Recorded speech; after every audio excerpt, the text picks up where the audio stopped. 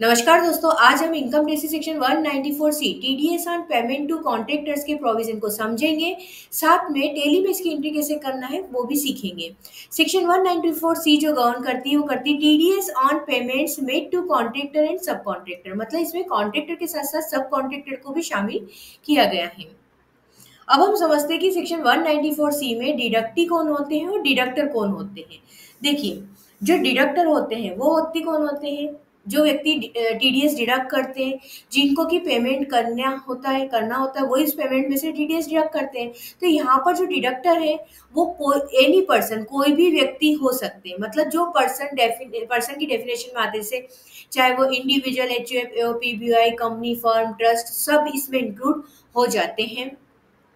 अब यहाँ पर देखिएगा आप कि लेकिन इंडिविजुअल एचयूएफ, एओपी, बीओआई को शामिल तो किया गया है, लेकिन उन्हीं इंडिविजुअल एचयूएफ, एओपी, बीओआई को शामिल किया गया है जिनकी टोटल सेल्स जो है बिजनेस के केस में 1 करोड़, प्रोफेशन के केस में 50 लाख रुपीज से ज्यादा है। मतलब यदि 1 करोड़ 50 लाख रुपीज तक आपका टर्नओवर है, रिसिप्ट है, तो फिर आपको ऊपर सेक्शन 194 सी एप्लीकेबल नहीं होती। किस केस में? इंडिविजुअल एचयूएफ, एओपी और बीओआई के केस में। बाकी सभी के ऊपर सेक्शन 194 सी एप्लीकेबल है। अभी जो टोटल सेल्स हमको चेक करना होती, कब की करते हैं, तो हम जिस साल टीडीएस कर रहे हैं उससे पहले साल कितनी टोटल सेल्स थी वो हमको देखना होती है। प्रीवियस ईयर की सेल्स को देखा जाता है। अब आते हैं हम डिडक्टी की ओर। डिडक्टी जो है ये सेक्शन देखिए applies to payment made to resident contractor. जो डिडक्टी जिसका कि हमको टीडीएस डिडक्ट करना है, जिनको पेमेंट करेंगे वो होते हैं, वो आपके रेसिडेंट होना जरूरी होते हैं।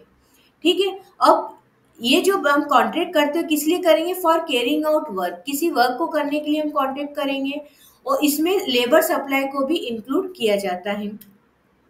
वर्क की डेफिनेशन में क्या क्या आता है, तो देखिए इसमें advertising, broadcasting, telecasting, carries of goods passengers by any mode of transportation. Transportation facility आप लेते हैं, सर्विसेज लेते हैं, तो वो भी वर्क की डेफिनेशन में आ जाती है। यहाँ पर ध्यान रखिएगा अदर देन रेलवेज, मतलब कि यदि आपने रेलवे से कोई ट्रांसपोर्टेशन फैसिलिटी ली है तो सेक्शन 194 सी एप्लीकेबल नहीं होगी।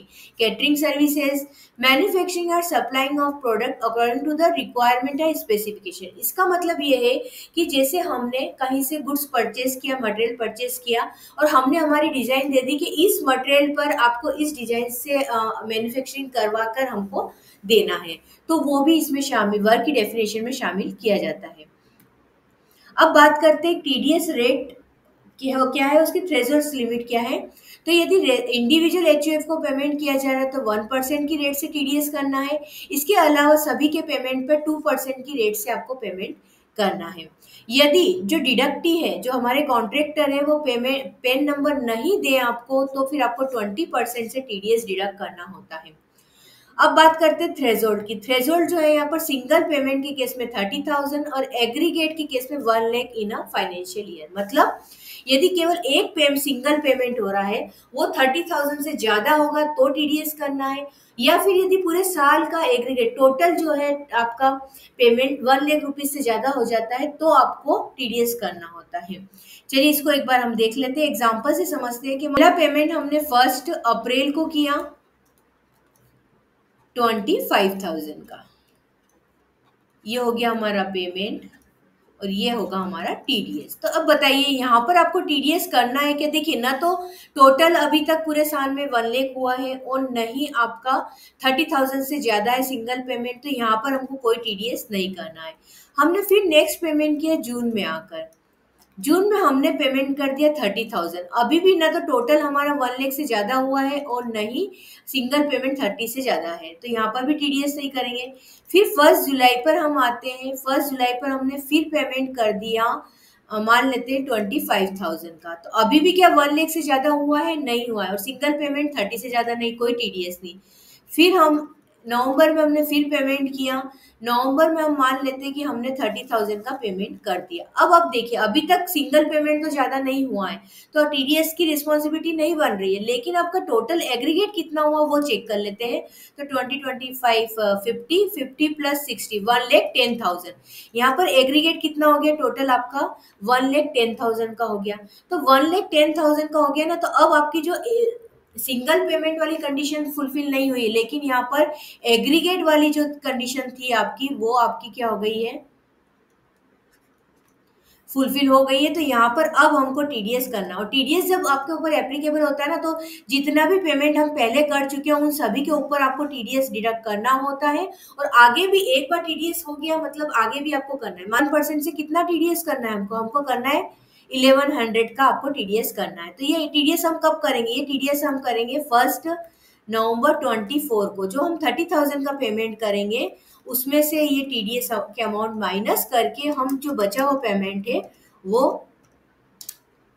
डिडक्ट को कर देंगे। तो यहाँ पे पेमेंट कितना करेंगे 28,900, और ये किस पे डिडक्ट किया हमने, ओवरऑल पूरी अमाउंट पे किया।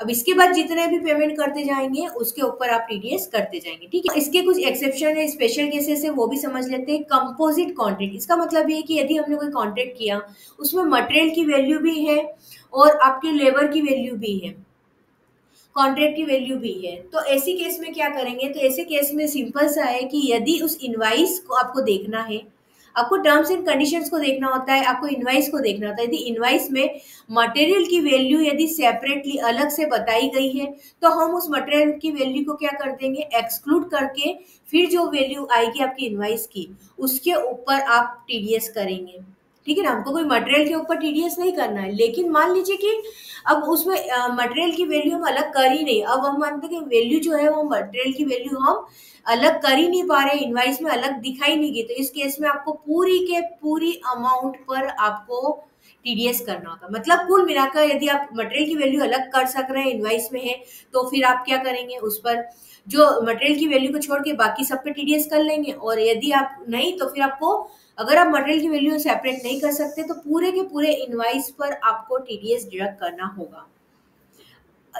यदि कोई पर्सनल यूज के लिए इंडिविजुअल एचयूएफ के मेंबर्स के द्वारा कोई या इंडिविजुअल के द्वारा पर्सनल यूज के लिए कॉन्ट्रैक्ट किया गया, जैसे आपने अपने घर के लिए पेंट करवाया है, तो फिर वहां पर आपको टीडीएस की लायबिलिटी नहीं आती, वहां पे कोई टीडीएस एप्लीकेबल नहीं होता है।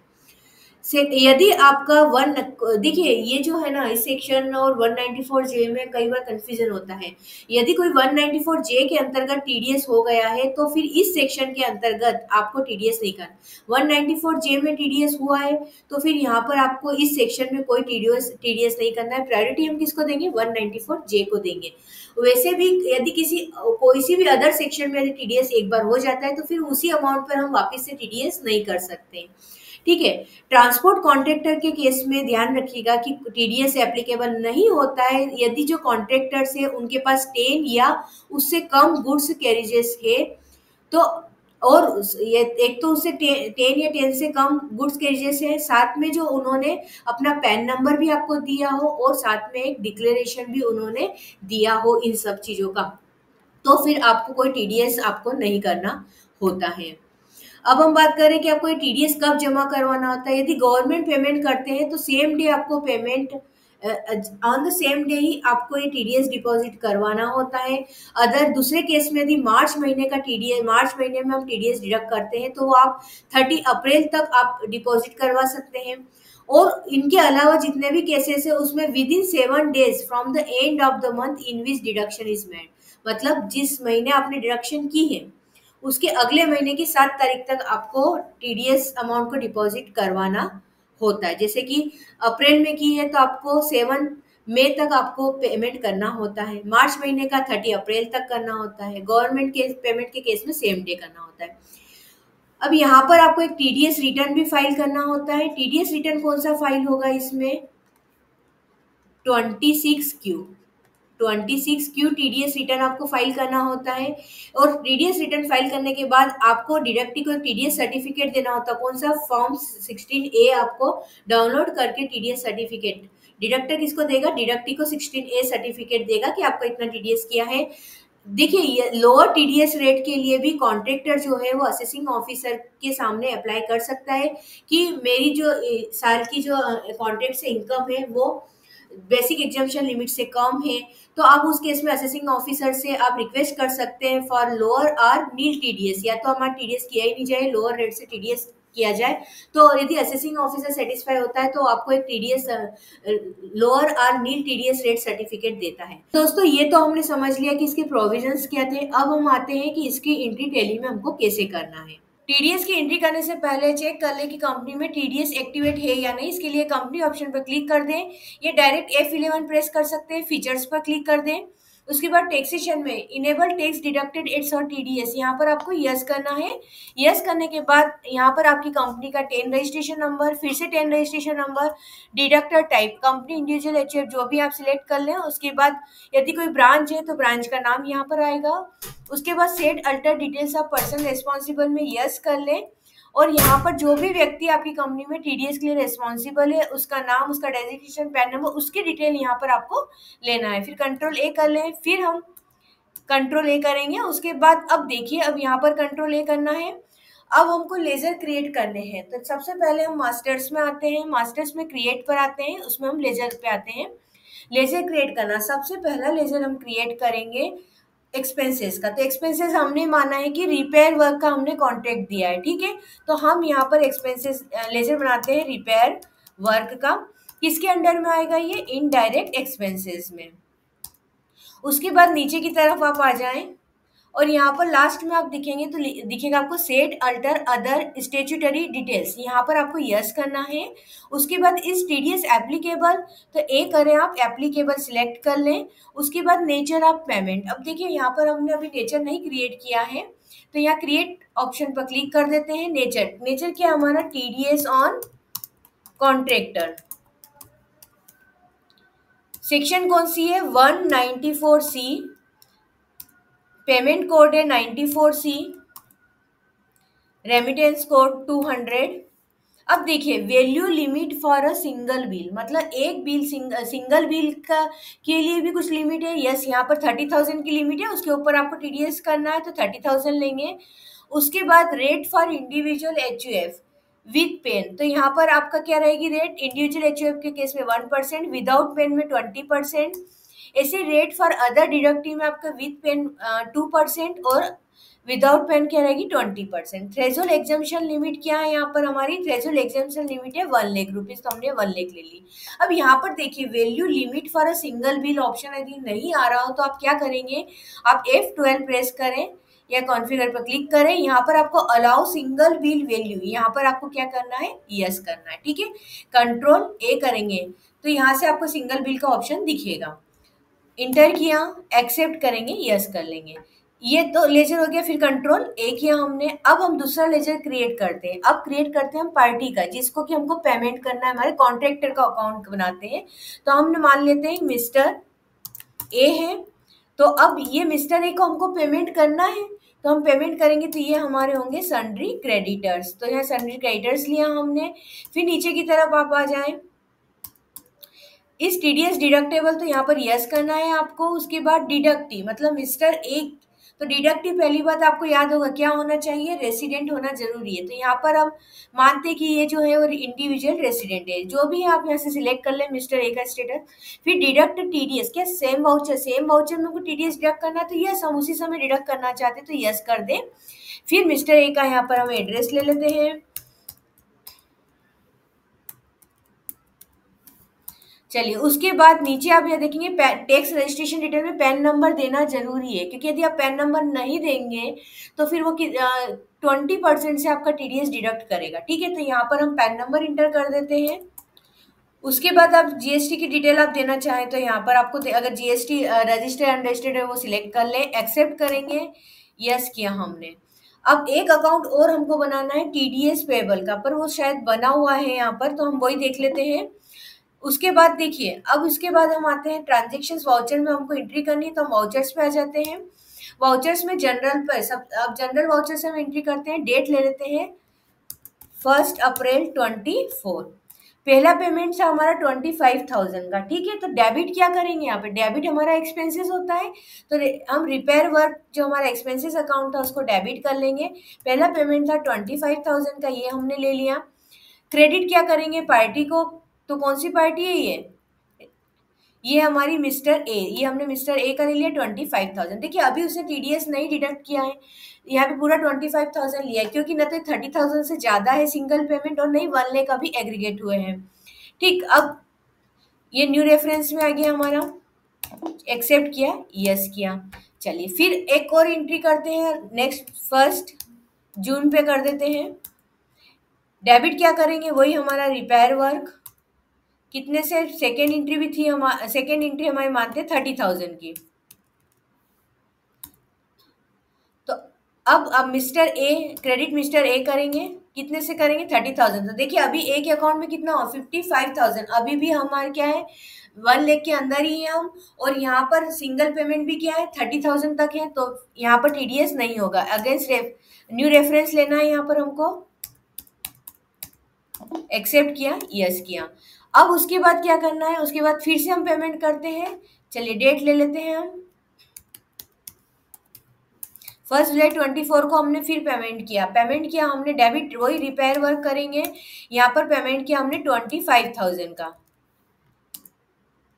क्रेडिट मिस्टर ए हो गया। देखिए अभी भी एक अकाउंट में इतना एग्रीगेट है 80,000 का, तो अभी भी टीडीएस नहीं होगा।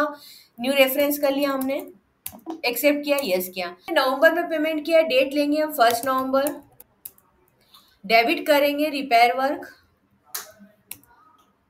पेमेंट था हमारा 30,000 का। तो देखिए अभी भी सिंगल पेमेंट 30,000 से ज्यादा नहीं है, लेकिन अगर आप देखेंगे तो रिपेयर वर्क में 1,10,000 हो गया, मतलब 1 लाख से ज्यादा हो गया है, तो यहाँ पर टीडीएस डिडक्ट होगा। तो अब हम क्रेडिट क्या करेंगे, क्रेडिट करेंगे मिस्टर ए को। तो यहाँ पर देखिए उसने ऑटोमेटिक 29,700, मतलब 30,000 पर 1% उसने टीडीएस डिडक्ट करके उसने यहाँ पर अमाउंट ली है। ठीक है, तो यहाँ पर हम इंटर करते हैं, न्यू रेफरेंस है, कितने अमाउंट है 29,700।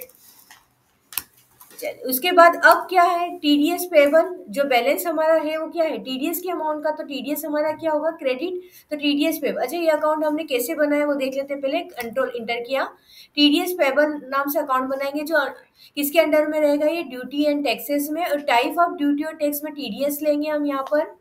और उसके बाद आप यहाँ पर देखेंगे नेचर ऑफ पेमेंट, तो नेचर ऑफ पेमेंट में यदि आप चाहते हैं कि नहीं सिर्फ कॉन्ट्रैक्टर में के पेमेंट के लिए हम अलग से अकाउंट रखें, तो आप यहाँ टीडीएस ऑन कॉन्ट्रैक्टर सिलेक्ट कर सकते हैं। लेकिन मेरा तो ये है कि जितने भी टीडीएस हुए वो एक ही लेजर में रखना है, तो यहाँ पर मैं ए नहीं रखूंगी। ठीक है, फिर कंट्रोल ए कर लेंगे, तो आप टीडीएस पेबल में देखिए उसने खुद ने ही 300 आपके ले लिए। तो ये आपकी एंट्री हो गई। जैसे ही आप इंटर करेंगे, फिर इंटर करेंगे, एक्सेप्ट करेंगे, तो अब यहाँ पर वो आपसे पूछ रहा है, देखिए यहाँ पर आपकी क्या लिमिट क्रॉस हो गई, तो TDS is not deducted for the previous bill. तो अब जो पिछले बिल थे, जैसे मैंने बताया था कि जैसे ही थ्रेशोल्ड लिमिट क्रॉस हो जाती है आपको पुराने बिल के ऊपर भी टीडीएस करना होता है, तो वो यहाँ पर यही पूछ रहा है। तो do you want to deduct now, तो क्या आप उन पुराने बिलों पर भी आप टीडीएस करना चाहते हैं, तो हम यहाँ पर करना चाहते हैं, तो हम क्या करेंगे यहाँ पर यस कर देंगे। अब कब तक करना है हमको, तो 1 नवंबर 24 तक जितने भी हुए हैं वो सब करने हैं हमको। कौन सी पार्टी है, mister A, nature of payment क्या, टीडीएस ऑन कॉन्ट्रैक्टर, और ड्यूटी लेजर क्या, टीडीएस पेबल। ये देखिए उसने खुद ने ही आपकी जनरल एंट्री यहाँ पर टीडीएस पेबल की 800 जो था, देखिए पहला था हमारा 25,000 का, उस पर 250, फिर 30,000 पे 300, और फिर 25,000 पे 250। तो इस तरह से 800 की यहाँ पर एंट्री हो जाएगी। एक्सेप्ट करें, किसके अगेंस्ट रहा, तो यहाँ अगेंस्ट रेफरेंस कर देंगे। पहला बिल यहाँ पर हम ले लेंगे, ये कितना था इसके अगेंस्ट 250, फिर अगेंस्ट रेफरेंस किया 7 नंबर का बिल, ये था 30,000 का, तो 300, फिर अगेंस्ट रेफरेंस में रहेगा 8 नंबर 250, एक्सेप्ट किया, यस। तो ये देखिए एंट्री हो चुकी है। अब हम आते हैं अकाउंट में, लेजर देखते हैं एक बार इसका, डिस्प्ले मोर रिपोर्ट्स में आएंगे, डिस्प्ले अकाउंट्स बुक में गए, लेजर में गए, मिस्टर ए के अकाउंट चेक करते हैं। तो यहाँ पर देखिएगा आप,